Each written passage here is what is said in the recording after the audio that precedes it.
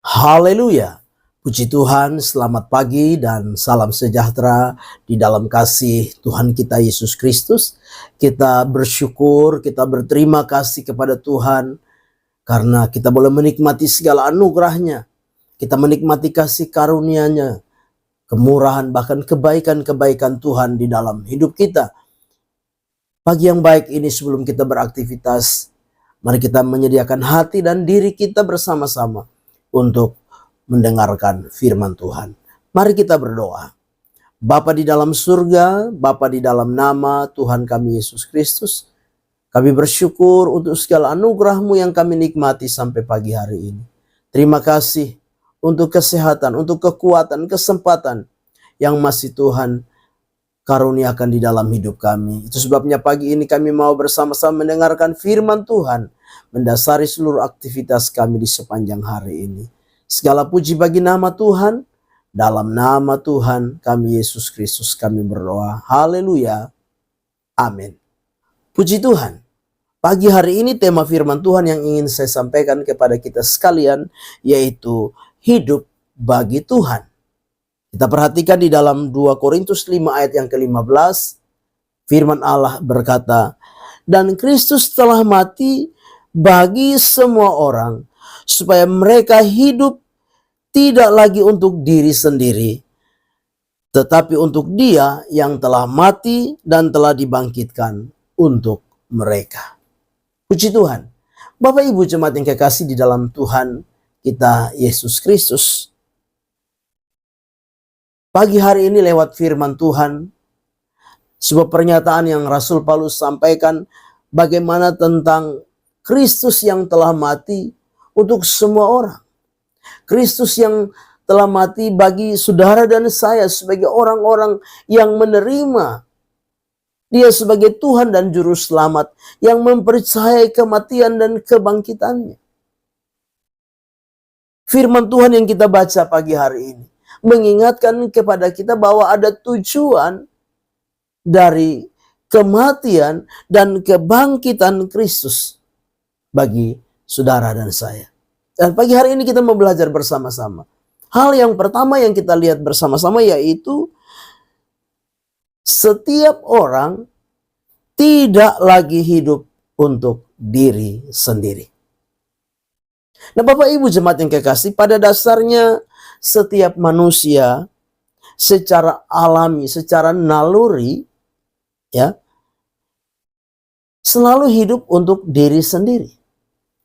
Manusia pada dasarnya hidup di dalam satu sifat yaitu egois. Hidup hanya memikirkan diri sendiri. Hidup hanya berfokus kepada diri sendiri. Hidup hanya berfokus kepada kepentingan diri sendiri. Nah, itulah keadaan manusia. Tetapi firman Tuhan mengingatkan kepada kita, saudara dan saya, kita sebagai anak-anak Tuhan, mari kita mau memahami tentang diri kita. Kristus yang sudah mati untuk diri kita. Dia yang sudah menyelamatkan kita. Dia yang sudah menjadikan kita anak-anaknya. Dia yang sudah menjadikan kita umat pilihannya. Lewat kematian dan kebangkitannya.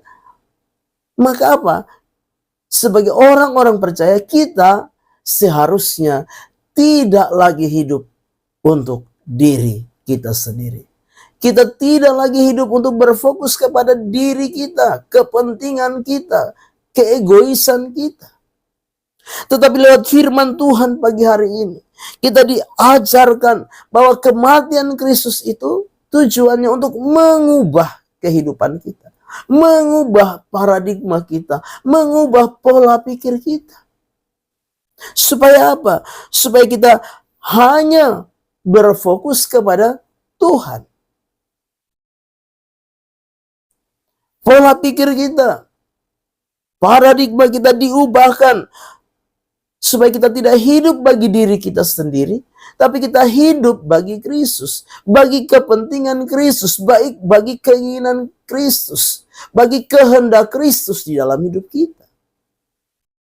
Memang bukan hal yang mudah. Tapi pagi hari ini kita sebagai orang-orang yang percaya kepada Kristus, mari kita mau menyadari bahwa Kristus sudah mati untuk saudara dan saya supaya kita hidup bagi Dia. Yaitu apa? Kita melakukan keinginan-keinginan Tuhan. Kita melakukan kehendak Tuhan. Di dalam setiap kehidupan kita, kita melakukan kepentingan-kepentingan Tuhan di dalam setiap kehidupan kita. Kita belajar untuk apa? Mengasihi dan melayani Kristus di dalam setiap kehidupan kita. Yang kedua, hidup kita harus diabdikan untuk mengikuti teladan Kristus. Nah, Bapak Ibu jemaat yang kekasih, Rasul Paulus, dia berkata bahwa bagiku hidup adalah Kristus dan mati adalah keuntungan. Artinya apa? Paulus mau mengabdikan dirinya sepenuhnya kepada Tuhan. Nah, sebagai orang-orang yang percaya kepada Tuhan, mari kita mau belajar bahwa Kristus sudah mati untuk kita. Maka apa? Kita harus menempatkan Kristus sebagai pusat kehidupan kita. Kita harus menempatkan Kristus sebagai sebuah prioritas yang paling utama di dalam hidup ini. Rasul Paulus, ketika dia diselamatkan oleh Kristus, maka apa? Dia mengabdikan dirinya sepenuhnya kepada Kristus.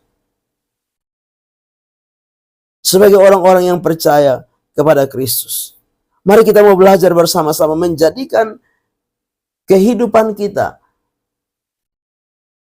untuk menjadi apa? Menjadi berkat bagi orang lain.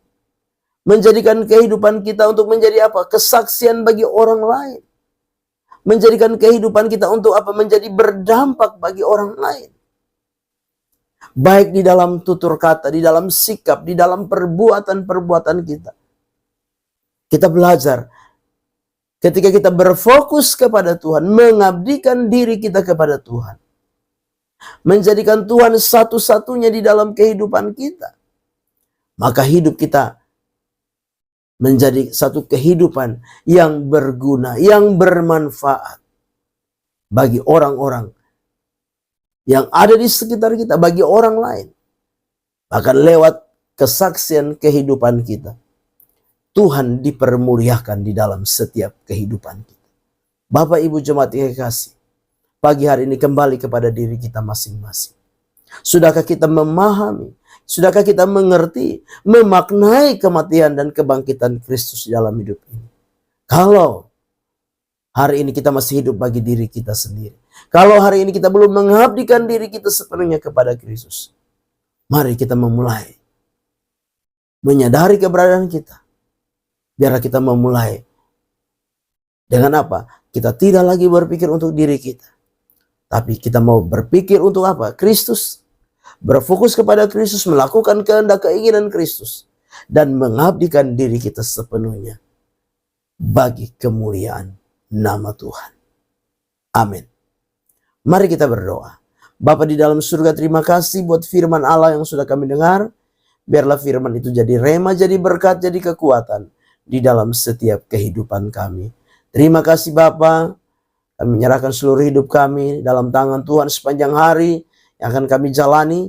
Biarlah Tuhan, penyertaan Tuhan nyata dan sempurna kami nikmati di dalam hidup ini. Kami mengucap syukur, melangkah bersama Tuhan di hari baru ini. Dalam nama Tuhan kami Yesus Kristus kami berdoa. Haleluya. Amin. Selamat pagi. Tuhan Yesus memberkati.